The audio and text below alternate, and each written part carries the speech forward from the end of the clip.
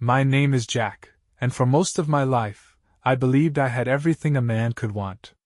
I was a firefighter, doing a job I loved, and at home, I had a family that made every sacrifice worthwhile. My wife, Lisa, was the kind of woman who turned heads wherever she went, not just because of her beauty but because of her warmth and kindness. Together, we had a daughter, Emily, who was the light of our lives. She was 16, smart, ambitious, and full of dreams of becoming a doctor. Life had a rhythm, a sense of predictability that I found comforting. My days were spent at the fire station, where the camaraderie with my crew felt like a second family. There were the adrenaline-filled moments when we answered calls, risking our lives to save others. And then there were the quiet moments, sitting around the station, sharing stories, and waiting for the next alarm. It was a tough job, but it gave me purpose. When my shift ended, I'd drive home, often exhausted but eager to see my family. Walking through the door to the smell of Lisa's cooking and the sound of Emily's laughter made everything worthwhile. Lisa had a knack for making our house feel like a home. She was always organizing something, school events for Emily, charity drives, or dinner parties with friends. It was clear she took pride in being the anchor of our family. Emily was my pride and joy. Watching her grow into a young woman with such determination filled me with a sense of accomplishment. She was a straight-A student, involved in extracurricular activities, and always seemed to have a new project or goal. She often talked about her plans for college, and I couldn't wait to see her achieve everything she dreamed of. Our life wasn't extravagant, but it was full. Weekends were spent at Emily's soccer games or having family movie nights. Lisa and I made time for date nights, a tradition we started early in our marriage and worked hard to maintain. We'd go to the same little Italian restaurant downtown, reminisce about our younger days, and talk about the future. It felt like we were still that young couple in love, even after all these years. But looking back, there were moments, tiny, fleeting moments, when I felt something was off. A missed kiss in the morning, a distracted look in Lisa's eyes, or the way she seemed preoccupied even when we were together. I brushed it off, telling myself that life was just busy. Lisa had a lot on her plate, and so did I. Every marriage goes through phases, right? I remember one particular evening when I came home from a grueling 24-hour shift. I was covered in soot and exhaustion, but I was greeted by Lisa's smile and a warm meal waiting on the table. Emily was at her desk, working on a science project, and the house felt alive with the kind of energy that made all my hard work feel worth it. Lisa poured me a glass of wine and sat across from me, asking about my day. She listened intently, nodding and smiling at the right moments. It was one of those nights that reminded me why I fell in love with her in the first place. Still, there were questions I couldn't quite put into words. Why did Lisa's phone seem to be glued to her hand lately? Why did she step out of the room to take calls? I noticed these things, but I didn't dwell on them. Lisa was sociable. She had a wide circle of friends and a passion for volunteering. I trusted her. I had no reason not to. The cracks were there, but they were so faint, so easily dismissed. A missed dinner here, a late night there. Lisa would explain it away. A meeting ran late, she was helping a friend, or she just needed some time to herself. I didn't question her. After all, I knew how demanding life could be. If there was one thing I was sure of, it was that we were a team. We had weathered storms before, financial struggles, the challenges of raising a teenager, and the demands of my career. We had always come out stronger on the other side. I believed we would grow old together, watching Emily achieve her dreams and eventually welcoming grandchildren into our lives. I thought we were unshakable. But life has a way of testing even the strongest foundations. Looking back, I wonder if I should have seen it coming. Were there signs I missed? Could I have done something differently? These questions would haunt me in the days to come, but for now, I was blissfully unaware of the storm that was about to turn my world upside down. In that moment, sitting at the dinner table with Lisa and Emily, laughing over something silly Emily had said, I felt a deep sense of gratitude. I had no idea that the life I cherished so deeply was hanging by a thread, and that everything I thought I knew was about to change forever. The call came on a quiet afternoon. I was at the fire station, halfway through a 48-hour shift, when my phone buzzed on the table beside me. It was Emily's school principal. The calm tone of his voice didn't prepare me for the words that followed. "Mr. Turner, Emily's been in an accident. She's at County General." The room seemed to tilt. My mind raced, imagining every possible scenario. Was she hurt? How badly? What had happened? I grabbed my keys and bolted out of the station, shouting a quick explanation to my captain as I ran. The drive to the hospital felt endless. Traffic crawled, and my frustration mounted with every red light. I called Lisa, my hands trembling as I held the phone. It rang and rang, but she didn't answer. I left a message, trying to keep my voice steady. "Lisa, it's me. Emily's been in an accident. She's at County General. Call me as soon as you get this." When I finally arrived at the hospital, I rushed to the emergency room. Emily was sitting on a gurney, a nurse wrapping her ankle. Relief flooded through me when I saw her. She looked shaken but otherwise okay. "Dad," she said, her voice small. "I'm sorry." I hugged her tightly, fighting back tears. "It's okay, sweetheart. You're okay, that's all that matters." The nurse explained that Emily had tripped during gym class, twisting her ankle and hitting her head on the gym floor. They'd done a CT scan as a precaution, but thankfully, everything looked fine. She'd need crutches for a few weeks, but she'd recover. As we waited for the discharge papers, I checked my phone. Still no word from Lisa. A knot of worry tightened in my stomach. Where was she? Why hadn't she called back? I tried her number again, but it went straight to voicemail. By the time we got home, it was early evening. Emily hobbled to the couch, and I propped her foot up with pillows. "You need anything?" I asked. She shook her head. "I'm fine, Dad. Thanks." I checked my phone again. Still nothing from Lisa. Frustration bubbled up, and I decided to use the location sharing app we had on our phones. It was something we'd set up years ago for emergencies, though I'd rarely used it. Lisa's location pinged at a hotel across town. I stared at the screen, confused. Maybe she was at a work event? But why wouldn't she have told me? And why wasn't she answering her phone? My gut churned as I tried to make sense of it. "Dad, is everything okay?" Emily's voice broke through my thoughts.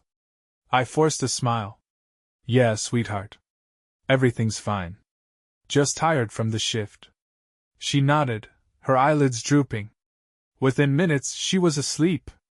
I grabbed my keys and headed out, the tension in my chest growing with every step. The drive to the hotel felt surreal. My mind raced with possibilities, each one worse than the last. By the time I pulled into the parking lot, my hands were shaking. I sat there for a moment, staring at the building. I didn't want to believe what my instincts were telling me, but I had to know. I walked into the lobby, my heart pounding. At the front desk, I hesitated, unsure of what to say. Finally I asked, "Is Lisa Turner staying here?" The receptionist glanced at her computer. "I'm sorry, sir, but we can't disclose guest information." "Please," I said, my voice cracking. "She's my wife. It's important." She hesitated, then looked at me with sympathy. "I can't confirm anything, but you might want to check the lounge on the second floor." I nodded, my throat dry. As I climbed the stairs, I felt like I was walking into a nightmare. The lounge was dimly lit, filled with the low hum of conversation and clinking glasses. And there, at a table near the back, was Lisa. She was leaning toward a man I didn't recognize, her hand resting on his arm. They were laughing, their heads close together. My vision blurred with anger and disbelief. I stood there, frozen, as the pieces of my life shattered around me. Lisa looked up, her eyes meeting mine. Her smile faltered, and her face went pale. The man turned to see what she was looking at, his expression shifting from confusion to discomfort. I turned and walked out, my heart pounding so loudly it drowned out everything else. I barely made it to my truck before the tears came, hot and bitter. The woman I had trusted, the woman I had built my life with, had betrayed me. The drive home was a blur. When I walked through the door, Emily was still asleep on the couch. I sat in the kitchen, staring at my hands, trying to make sense of what I had seen. My phone buzzed. It was a message from Lisa. "Jack, I can explain. Please don't do anything rash." I turned the phone off and sat there in the dark, the weight of her betrayal crushing me. My picture-perfect life was gone, replaced by a reality I wasn't sure I could face. The morning after the discovery felt like waking up in a stranger's house. The familiar comfort of my home was gone, replaced by a gnawing emptiness. Emily was still asleep on the couch, her injured ankle propped up on pillows. I sat at the kitchen table, staring at the untouched cup of coffee in front of me, replaying the scene at the hotel over and over in my mind. Lisa had betrayed me. The woman I'd built my life with, the mother of my child, had shattered everything we'd created. But I couldn't afford to wallow in my anger, not yet. I had to confront her and get answers. Lisa didn't come home that night. I didn't know whether to be relieved or furious. Around 9 a.m., her car pulled into the driveway. I watched through the window as she hesitated, sitting in the driver's seat for a long moment before finally stepping out. She looked disheveled, her hair tied back hastily, her face pale. When she walked through the door, she avoided my eyes. "We need to talk," I said, my voice flat. She nodded, her expression a mix of guilt and fear. Emily was still asleep, so we moved to the backyard, away from her earshot. The winter air was crisp, and I could see Lisa's breath as she exhaled shakily. "How long?" I asked, my tone sharper now. She flinched, looking down at her hands. "Jack, it wasn't supposed to be like this." "How long, Lisa?" I repeated, my voice rising. 2 years, she whispered, her voice barely audible. The words hit me like a punch to the gut. 2 years. 2 years of lies, of sneaking around, of pretending everything was fine. I felt the ground beneath me shift, as if the world itself was unstable. "Why?" I asked, my voice breaking. "Why would you do this to us? To Emily?" Lisa's eyes filled with tears. "I don't have an excuse. I felt trapped, Jack. Like I'd lost myself. And he made me feel." "Don't," I snapped, cutting her off. "Don't you dare try to justify this." For a moment, we stood in silence, the weight of her betrayal hanging between us. I wanted to scream, to rage, to demand she tell me every detail, but I couldn't. All I could think about was Emily. How would this affect her? How would she handle knowing her mother had destroyed our family? "Does he know about Emily?" I asked finally. Lisa hesitated before shaking her head. "No. He doesn't know anything about her. I kept that part of my life separate." "Separate?" I repeated, incredulous. "You think you can compartmentalize something like this? Do you have any idea what you've done?" Lisa's tears fell freely now, but I couldn't bring myself to comfort her. She'd made her choices, and now we all had to live with the consequences. The conversation ended without resolution. Lisa packed a bag and left, saying she needed time to think. I didn't stop her. Part of me was relieved to have her gone, at least for now. I needed space to process everything, and so did Emily. Over the next few days, I started piecing together the truth. Lisa's affair hadn't been a momentary lapse in judgment. It was a calculated, ongoing betrayal. I found emails, text messages, and receipts that painted a picture of a double life. Trips to her hometown had been excuses to meet him. Late night, work events, were cover stories for their rendezvous. The man she'd been seeing was a colleague from her volunteer organization, someone I'd met briefly at a charity event. The more I uncovered, the angrier I became. But beneath the anger was a deep, aching sadness. How had I missed the signs? Had I been so focused on my work, so wrapped up in providing for my family, that I'd ignored the cracks forming in my marriage?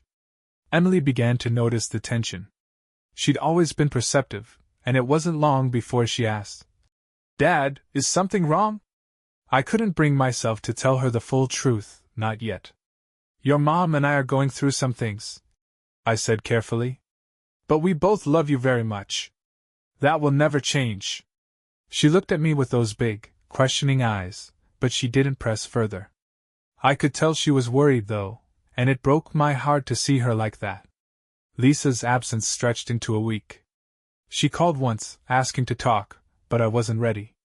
Instead, I focused on Emily, on making sure she felt safe and supported. I helped her with her homework, cooked her favorite meals, and sat with her as she navigated her crutches. It was a small comfort, a reminder of what truly mattered. When Lisa finally returned, she looked like a shadow of the woman I'd married. She asked to talk, and this time, I agreed. We sat in the living room, the space between us feeling like a chasm. I'm sorry, Jack, she began. I know I've hurt you. I've hurt Emily. I don't know how to fix this. Maybe you can't, I said, my voice hollow. Maybe some things can't be fixed. She nodded, tears streaming down her face. I just want you to know that I never stopped loving you. I made a terrible mistake, and I'll regret it for the rest of my life. Her words felt empty, but I nodded. We'll figure out what's next, I said, though I wasn't sure I believed it. That night, as I lay awake, I thought about the life we'd built and the future that now seemed so uncertain. I didn't know what the next steps would be, but one thing was clear: nothing would ever be the same. Lisa's return marked the beginning of a new chapter in our lives, one defined by tension and uncertainty. Her betrayal had left a wound that no amount of apologies could heal. I had to think not only about my feelings but also about Emily's future. For her sake, I had to keep things civil, but every conversation with Lisa felt like walking on broken glass. The day after Lisa's return, I called a lawyer. It wasn't an easy decision, but it was a necessary one. Sitting in the office of Michael Carter, a no-nonsense family attorney, made everything feel more real. He listened patiently as I explained the situation, his face a mask of professionalism. Infidelity complicates things, he said. But your primary focus should be on Emily. Custody arrangements, financial stability, these are things we can address. I nodded, feeling the weight of his words. My job as a firefighter had always been demanding, but now I faced an entirely different kind of challenge. Protecting Emily from the fallout of Lisa's actions became my top priority. Back at home, the atmosphere was tense. Lisa and I tried to maintain a semblance of normalcy for Emily's sake, but the cracks in our relationship were impossible to hide. Emily picked up on the tension, her bright demeanor dimming as the days went by. One evening, as I was helping her with her math homework, she looked up at me and asked, "Dad, are you and Mom going to be okay?" I paused, searching for the right words. "Things are a little tough right now, sweetheart," I admitted. "But no matter what happens, we both love you very much. That will never change." She nodded, her eyes filled with questions she was too afraid to ask. It broke my heart to see her like that, caught in the middle of something she didn't deserve. Lisa's affair partner, Mark, became an unwelcome presence in our lives. I'd never met him before, but his name had been etched into my mind since I'd discovered the truth. Through mutual acquaintances and the digital trail Lisa had left behind, I learned more about him than I wanted to know. He was a mid-level manager at a local company, divorced, with no children. The idea of him intruding on my family's life filled me with rage, but I forced myself to stay composed. I couldn't afford to let my emotions dictate my actions. Lisa's attempts to justify her actions only deepened the divide between us. "It wasn't about you," she said one evening, her voice trembling. "I was unhappy with myself. I didn't know how to tell you. So you chose to destroy everything instead?" I shot back, my voice low but laced with anger. "Do you have any idea what you've done to Emily? To us?" Her silence was answer enough. She knew there was no excuse, no justification that could undo the damage. As the days turned into weeks, the legal process began to take shape. Michael guided me through the steps, from filing for separation to discussing custody arrangements. Emily's well-being was at the forefront of every decision. I wanted to ensure she had stability, even if her parents' marriage was falling apart. One of the hardest moments came when Emily overheard a heated argument between Lisa and me. She'd been in her room, but our voices had carried. Later that night, she came to me, tears streaming down her face. "Why are you and Mom fighting?" she asked, her voice trembling. I pulled her into a hug, my heart breaking for her. "I'm so sorry you had to hear that," I said. "Your mom and I are trying to figure things out, but sometimes it's hard. We both love you more than anything, and we're doing our best to make sure you're okay." Emily nodded, but her tears didn't stop. I held her until she fell asleep, vowing to shield her from as much of the pain as possible. Lisa's interactions with Emily became strained. The bond they'd once shared seemed frayed, and Emily often turned to me for comfort instead. It was a bittersweet development. While I cherished the closeness we'd developed, I hated seeing her relationship with her mother deteriorate. Mark's presence loomed like a shadow over everything. Lisa insisted she'd ended things with him, but I didn't trust her words. The betrayal had eroded any faith I had in her honesty. I began documenting everything, texts, emails, even her comings and goings, on Michael's advice. "It's better to be prepared," he'd said, and I took his words to heart. The emotional toll of the situation was immense. Nights were sleepless, my mind racing with thoughts of what could have been, of the life we'd lost. Work became my refuge, a place where I could focus on something tangible and meaningful. My colleagues noticed the change in me, but they didn't pry. Firefighters understand the weight of unspoken burdens. One evening, as I was going through some paperwork, Lisa approached me. "Jack, I want to try counseling," she said hesitantly. I looked at her, searching her face for sincerity. "Counseling?" I repeated. "After everything you've done, you think that's going to fix this?" "I don't know," she admitted. "But I want to try. For Emily's sake, if nothing else." Her words gave me pause. I didn't believe counseling could repair the damage, but if it could help us co-parent effectively, it might be worth considering. "I'll think about it," I said finally, leaving the conversation at that. As the legal proceedings moved forward, I found myself leaning on a small but steadfast support system. Friends, family, and even a few colleagues offered words of encouragement and practical advice. Their support reminded me that I wasn't alone, even in my darkest moments. Emily became my anchor, her resilience inspiring me to keep going. Despite everything, she continued to excel in school and pursue her interests. Watching her adapt to the challenges life had thrown at her filled me with pride and determination. I couldn't let Lisa's betrayal define our future. We deserved better. By the end of the 4th month, the separation agreement was finalized. Lisa moved out, renting a small apartment nearby to stay close to Emily. The house felt emptier without her, but it was also a relief to have the space to heal. Emily and I settled into a new routine, one defined by simplicity and togetherness. We cooked meals, watched movies, and talked about her dreams for the future. Slowly but surely, we began to rebuild our lives, one day at a time. The morning sun filtered through the half-drawn blinds in my bedroom, casting streaks of light across the modest space. It had been a month since the separation agreement was finalized, and the house, once filled with the sound of 3 voices, now held the quiet harmony of 2. I stretched, the stiffness in my back a reminder of the restless nights I'd endured since Lisa's departure. Despite the ache, I felt a burgeoning sense of relief, a promise of something new and uncharted. Downstairs, Emily was seated at the dining table, her textbooks spread out, a determined expression on her face. Her injured ankle had healed, and with it, her spirit seemed to have rebounded. She had always been resilient, but the past few months had tested her in ways I never imagined. Today, she radiated a quiet strength that mirrored my own. She looked up as I entered the room, a smile breaking across her face. "Morning, Dad. Coffee's ready," she said, gesturing toward the pot on the counter. I poured myself a mug, the familiar aroma filling the air. "Thanks, kiddo. What's on the agenda today?" Emily shrugged. "Just schoolwork. I've got an essay to finish, but nothing too crazy. She paused, then added, "Hey, do you think we could go to the park later? It's been ages since we've had some fresh air."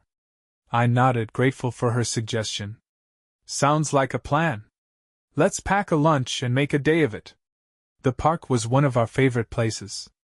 It held memories of picnics, soccer games, and long walks that often ended with ice cream from a nearby vendor. I hadn't visited since the separation, but I felt ready to reclaim it as a place of solace and connection with my daughter. As we walked through the park later that afternoon, the crisp winter air carried the scent of pine and earth. Emily's laughter rang out as she recounted a funny story about one of her teachers, and I found myself smiling more than I had in weeks.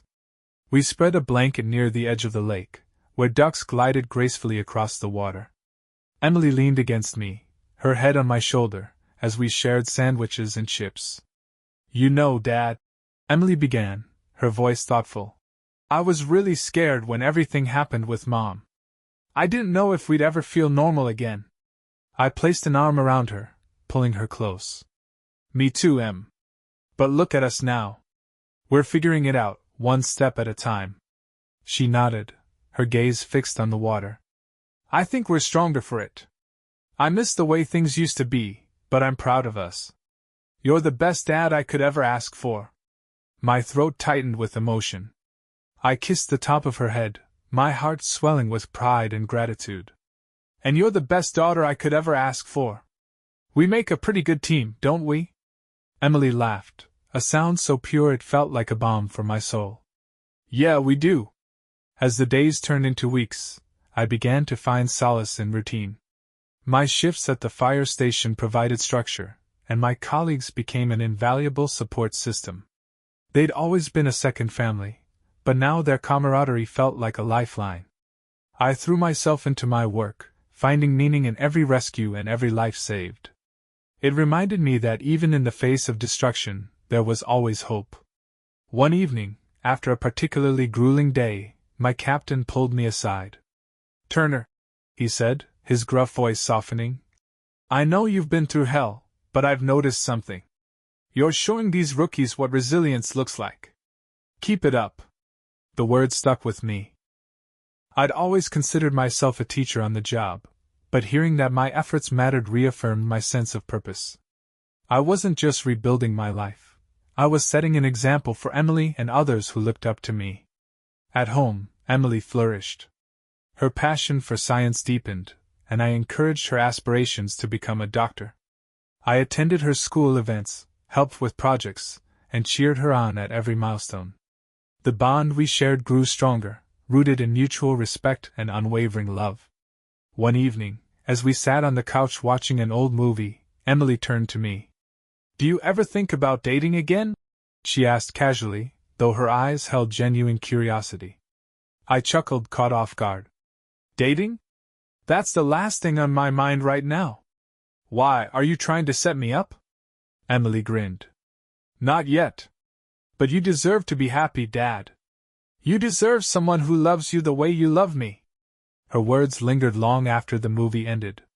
I hadn't considered opening my heart again, but Emily's encouragement planted a seed of possibility. For now, my focus remained on our little family, but I allowed myself to imagine a future where happiness might include someone new. As spring arrived, Emily and I began to embrace life with a renewed sense of purpose. We started volunteering at a local shelter, inspired by my work and Emily's growing interest in helping others. It became our weekend tradition, a way to give back and find joy in small acts of kindness. One afternoon, as we served meals at the shelter, I struck up a conversation with a woman named Clara, a single mother who worked as a social worker. She had a warm smile and a quick wit, and our banter felt natural and easy. Over time, our friendship deepened, and I found myself looking forward to our chats. Emily noticed, of course. "Clara's nice," she said one evening, her tone teasing. "You should ask her out." I raised an eyebrow. "You're relentless, you know that?" She laughed. "Just saying, you've got my approval." Though hesitant, I eventually took Emily's advice. Clara and I went out for coffee, and what started as a simple outing turned into a series of heartfelt conversations that reminded me what it felt like to connect with someone. It wasn't easy to let my guard down, but Clara's patience and understanding made it possible. By summer, Emily and I were thriving. She excelled in her studies, earning accolades that brought tears to my eyes. She'd grown into a young woman with a resilience and compassion that inspired everyone around her. I, too, had found a sense of balance, embracing the new opportunities life presented. One evening, as we sat on the porch watching the sunset, I reflected on our journey. "You know, Em," I said, "I've learned something important through all of this. Life doesn't always go the way we plan, but it's not the setbacks that define us. It's how we move forward." Emily smiled, her eyes shining with pride. "You've taught me that, Dad. I'm so lucky to have you." I wrapped an arm around her, pulling her close. "No, Em. I'm the lucky one." As the sun dipped below the horizon, casting the world in shades of gold and purple, I felt a sense of peace I hadn't known in years. The pain of betrayal was still a part of our story, but it no longer defined us. Together, Emily and I had built something stronger, a foundation of love, resilience, and hope for the future. Leave a comment with your thoughts on the story. And subscribe to our channel so you don't miss new interesting stories. See you soon.